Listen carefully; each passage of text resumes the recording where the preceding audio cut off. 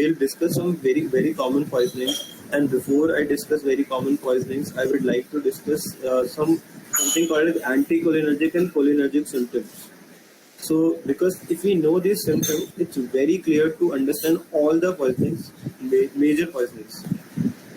So, good morning everyone. Today we'll discuss some part of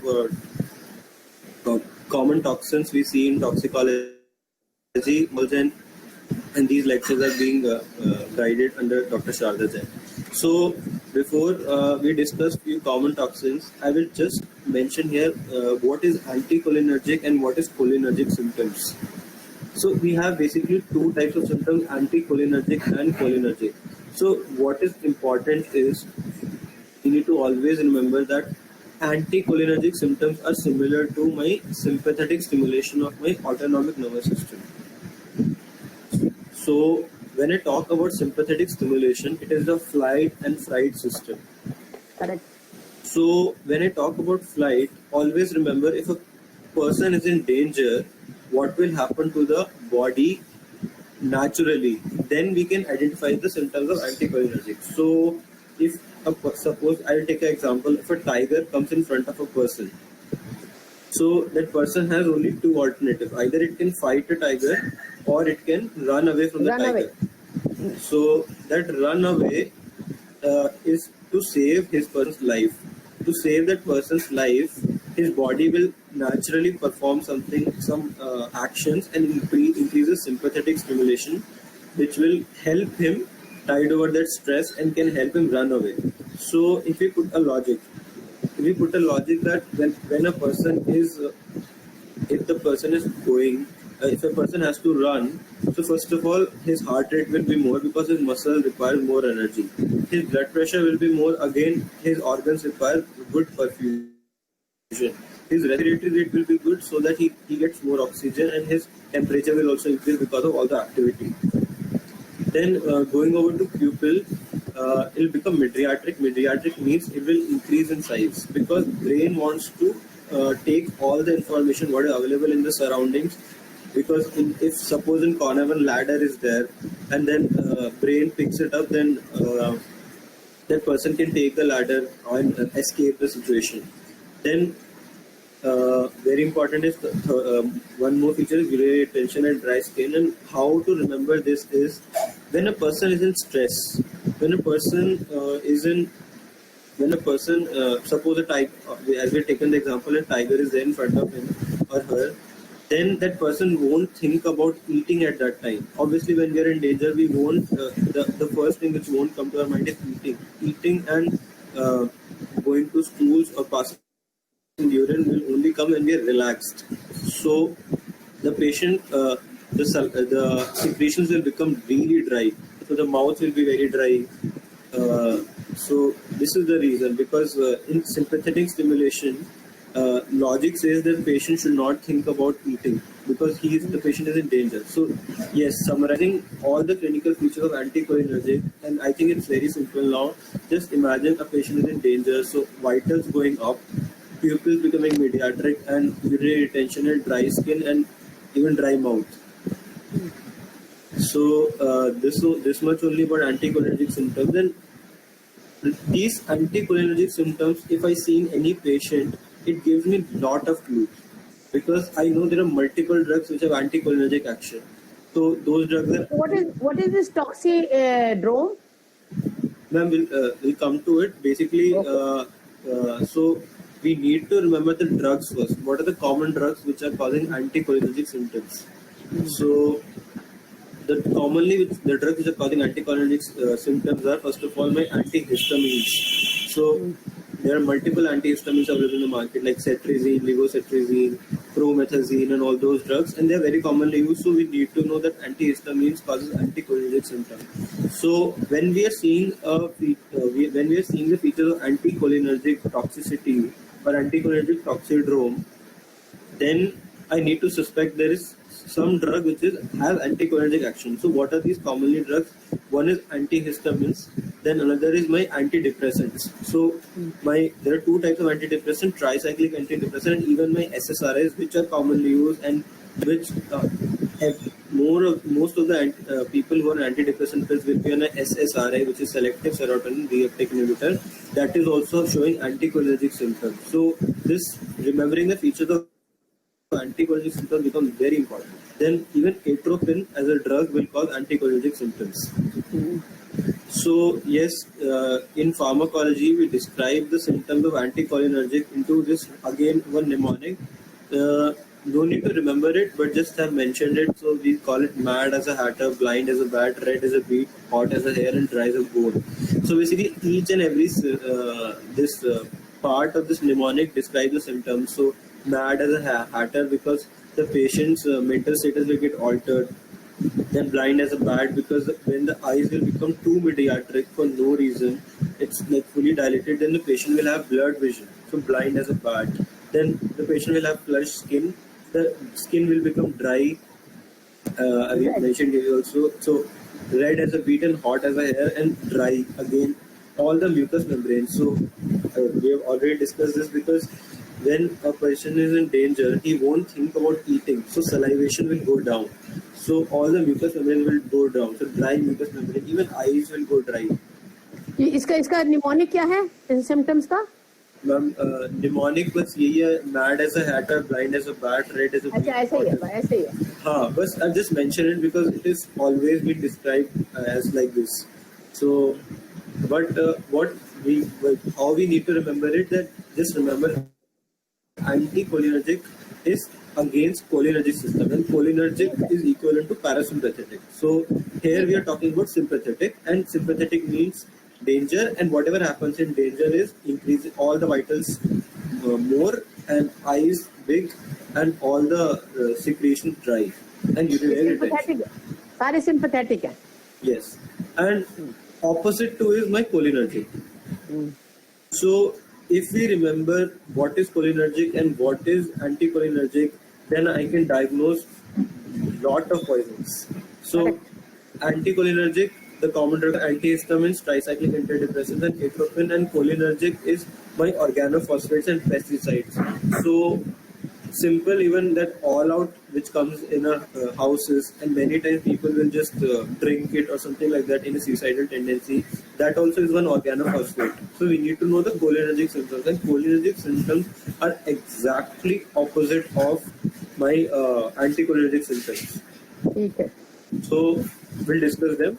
So okay, we'll go retrospectively. So when anticholinergic, I'm talking about increased heart rate, blood pressure, and RR and temperature. It is happening ulta in case of cholinergic. So there will be bradycardia, there will be low BP, there will be low. पेशाब निकल जाएगा. हाँ. हाँ. Then there will be urinary. They will pass urine. Even they will keep passing stools. They will have lot of respiratory secretion. The pupils will be myotic. They'll be very small. Then they'll keep sweating. So yes. So this cholinergic crisis, the mnemonic is dumbbells, but I don't think we need mnemonic because it is very easy, just opposite of anticholinergic. So there is diarrhea because stools will pass, urination, opposite. There it's a urinary retention. Then meiosis, there it's mydriasis. Then bradycardia, here there is tachycardia. All the vitals go up. Then vomiting. There is no vomiting. Then lacrimation. All the secretions are increasing. Salivation. Parasympathetic कैसे feature है? Yes, all parasympathetic. So I think now there are two important things when we discuss anticholinergic and cholinergic. First is to know the clinical features, and second, what are the drugs which are cholinergic and what are the drugs which are anticholinergic. जी. So I think it's clear. Cholinergic is organophosphates, and pesticides, and one example is and insecticides even we use at home. So mosquito repellents and all those things. And this anticholinergics are antihistamines, tricyclic antidepressants, even other antidepressants, and atropine. So what is interesting is the organophosphates poisoning. The treatment is atropine because their actions are opposite. Correct. So yes, so I think basically when I'm talking about any organophosphorus poisoning treatment, atropine is the antidote. The best is atropine, and we have to follow the dictum which you have studied already: A, B, C, D, E. 3 milligram bolus. 3 milligram bolus. Then we keep doubling the dose, and Yes. So I just wanted to include this slide, this point called as end point. So when do we stop the atropine? So not that we are treating a patient of OP poisoning, but it is just to clear the concept more. So the moment I talk about endpoint, so when I'm taking a patient of cholinergic symptoms, so I will see that there is a bradycardia, Okay. correct, and there is heart rate आपका 100 से ऊपर हो जाए. bradycardia is yes. So when I'm talking about organophosphorus poisoning, the patient's heart rate is less, the eyes are small, and there is a lot of salivation. So when these three are getting reversed, I know that my atropine is working. So clear chest, if heart rate more and pupils not. So that's how we see the treatment is working and we diagnose the patient. Our diagnosis gets even more confirmed when the treatment starts getting when treatment works. And then there's another thing called as pralidoxime, which is just given along with atropine, and it reactivates acetylcholinesterase enzyme, which will reactivate the acetylcholinesterase enzyme, and it will start helping the breaking the acetylcholine, and the cholinergic symptoms will even come down. So yes, so I think anticholinergic and cholinergic is very simple and very clear. Good. Yes, and one more thing I'd like to add here is that there are few more drugs which have anticholinergic property, but it's not like they have solely anticholinergic property. They have anticholinergic property also, they have other properties also. So in those cases, they will have anticholinergic symptoms along with some mixed confusing features. So again, history becomes very relevant. We need to know what is the exact poison. We need to treat it accurately, and the faster we treat it, the better is the prognosis. What will be your advice to general practitioner and specialists? How will they come to know, and where will they should send? So first of all, obviously, when we are suspecting poisoning in any case, there's a very classical thing that there's frothing of the mouth, and patient might be giving history of this vomiting already. So when I see vomiting is basically beautiful mechanism by the body itself to eliminate the poison. So body is only trying to eliminate the poison, and then we just help it in eliminating the poison even faster. So yes, so I feel like for any patient, even for not for poisoning patient, I feel A, B, C, D, E, F, G, H is the correct approach. Essential approach. So there is no harm in following airway, breathing, circulation, seizure prophylaxis if I suspect or any patient getting seizures. Then electrolytes, we should always check electrolytes irrespective of what condition the patient has come to the hospital, because sodium and potassium disturbances immediately can cause trouble. Then again, obviously looking for hypoglycemia, because the clinical features are very vague and sometimes they are not just very clear. And again, no fever. So fluids. So these things are very important to follow. And yes. Then coming to benzodiazepine poisoning. So again, yes, these drugs are very commonly used. So for people who are having sleep issues, so diazepam, lorazepam, clonazepam, alprazolam. So many times we have even heard that people are not suicidal. It's just they are not able to sleep, so they keep on taking tablets. So they'll take 10 tablets, and then they'll be like, we are still not able to sleep, and then they'll develop these clinical features. So yes, so clinical features are very simple. Basically, so these benzodiazepines they affect on our reticular activating system, and they affect our consciousness, and that's how they generate the effect of sleepiness. So all these features, what they perform normally, they in toxicological symptoms, they are exaggerated symptoms. So the patient will be drowsy, the patient can't walk, the patient will be weak, he won't be able to speak because again the slurred speech, then BP will be low, then they have a side effect of respiratory depression. So yes, I need to give it carefully. Then we need to be careful in the patient whose GCS is low, and then patient will be stuporous and comatose. So Yes, this interesting point here I look to mention that what is the difference between stuporous and comatose. Acha. So a stuporous patient means the patient is basically in the sleep only or is lying down. But when I give the patient pain, he just opens or speaks. But if a comatose patient won't respond. Okay. So stuporous patient is better than comatose patient, or I'll say a stage of stuporousness is the stage before the stage of comatoseness. Correct. So then treatment is same. Follow the dictum, and we need to remember the antidote is flumazenil for all these benzodiazepines. So giving it 1 mg reverses the effect, and 0.2 mg per minute. Flumazenil. Yes. 1 milligram reverses. So doses it's given as 0.2 mg per minute up till we reach 3.5 mg. So by the time we reach 1 mg, we see the effect. Okay. Then SSRI poisoning are just it's very easy to remember SSRI poisoning. So so first of all, the drugs sertraline, escitalopram, fluoxetine, paroxetine, we see it very commonly. Almost of the antidepressants used in common practice of sertraline and escitalopram. So knowing this poisoning is very important. And clinical features, I will just go back to my anticholinergics. It is similar to anticholinergics, but not all the anticholinergics, because they have other activity also. They have anticholinergic action also, and they have other activity also. So one part of the clinical features is all my anticholinergic features, and one extra they have is diaphoresis. So there, if I see, it was dry skin in anticholinergics. Here it is other features of anticholinergics along with diaphoresis, so which is opposite of my dry skin. So again, history becomes important to get the correct diagnosis, and my reflexes, rigidity, and trismus will be there, because basically these drugs are serotonin selective serotonin reuptake inhibitors. So they are increasing serotonin levels at the synapse. So whenever in our brain they increase serotonin, all my things related to CNS will increase. So all the reflexes, rigidity, tone of the muscles will increase, trismus will be there. So basic mechanism is increasing the serotonin levels. And treatment specific is cyproheptadine. Just need to know the name. And cyproheptadine.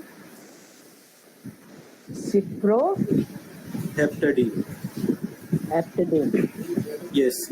In the end, before we finish the lecture today, I just need to mention the common drugs which are ascribed to the poisonings and the common antidotes. Few we have already discussed, like we have already discussed benzodiazepines, and we have discussed that antidote for benzodiazepine is flumazenil, and we have discussed OP poisoning. We know the treatment is atropine, and we have already discussed SSRI. We know the treatment is cyproheptadine. So these are specific treatment we give after we identify, and there is non-specific treatment which we always give. That is, I'll just go back for a second. ABCD. ABCD, correct is airway, breathing, circulation, looking for alternate mental status, diagnosing the poisoning, sending for the investigations, decontamination, enhanced elimination, and psychiatric consultation. Then going on to the last part, that is drugs and common antidotes. We should know these common drugs and common poisonings, common antidotes for the common drugs. So paracetamol poisoning. So even though paracetamol poisoning occurs only at very high doses, such as if it's taken more than 4 grams in a day. So 4-5 grams, more than 4-5 grams in a day, if it's taken only at those levels, paracetamol poisoning will occur, and the antidote is N-acetylcysteine. So we need to know the antidote for paracetamol poisoning. Then for carbon monoxide poisoning, it's the hyperbaric oxygen. Then heparin and protamine sulfate. So heparin also is given to the patient very commonly at home for DVT, if someone is suffering from DVT and all those things. So what is important is heparin is a very acidic substance, and protamine sulfate is a very basic substance. So that's how they are. That's how it is antidote for it. Then for methanol poisoning, we use ethanol and fomepizole. Yes, I will come to mechanism in a minute. Then for morphine poisoning, it's naloxone. For hypoglycemics, so hypoglycemics means my sulfonylureas and the drugs insulin, which can cause hypoglycemia to the patient. We have discussed this in our diabetes lecture. So for those patients, it's the IV glucose I can give very effectively to maintain the hypoglycemia. And even some for sulfonylureas, people use octreotide also. So this point to be noted down that for sulfonylureas, octreotide and glucose are also used. Correct. Then for warfarin, I use vitamin K. Vitamin K. So vitamin K. So what is important is then if you try to understand each and every drug's mechanism, then it beautifully fits in the mechanism. So understanding this, I have just mentioned methanol. So if I can see the picture, the first in the lower part there is methanol, and that methanol gets converted to formaldehyde, and the enzyme which acts as alcohol dehydrogenase. And over this formaldehyde, another enzyme acts, that is aldehyde dehydrogenase, forming formic acid. So what is the point to be noted down is the methanol itself is not poisonous. It's the formaldehyde and formic acid which is poisonous. Correct. So if I stop the conversion of methanol to formaldehyde and formic acid, the methanol will get excreted directly from the kidney, and then the problem will get solved. So what I do, one is fomepizole. So fomepizole is my aldehyde dehydrogenase and alcohol dehydrogenase inhibitor. So very simple, that it will inhibit both the enzymes and methanol won't get converted. Then or I can give ethanol. So what I have noted is normal alcohol is not poisonous. The acetaldehyde and acetic acid is not poisonous. So ethanol and methanol will compete for the one enzyme. Then that's why the enzyme will act half on ethanol, half on methanol. So the conversion of methanol will become less. So again, it will help in the not in conversion of methanol. So we can treat the poisoning like that. And one last thing which I want to mention before finishing the lecture is naloxone. So when we study BLS, that is basic life support, there is an entity in BLS that if circulation is present but respiration is not present. Okay. So it makes us think immediately that where is it possible that the patient is not breathing but the heart is beating. So it is seen in morphine poisoning. Okay. So morphine poisoning is a very special condition where the heart will keep beating, but it's the respiration will get affected. There is a respiratory depression. Very good. So even in India, it's not like that, but in American countries, morphine poisoning is very common. So narcotic poisonings. So there they say the moment you see any patient with respiratory rate depressed but intact circulation, immediately give naloxone shot. Immediately. So good. It's even a part of BLS. So it is so common there. So it's part of basic life support. So, very good. Yes. Finishing the lecture with these things. I hope the toxicology session was crisp and clear. It was crisp and clear. People like me who are gynecologists for a long time, and I think, it sounds very easy because many people contact you and you do not know what to do. So at least basic outline of causes and a basic outline of treatment is very, very clear. So thank you, Rahul. What will be the topic for tomorrow?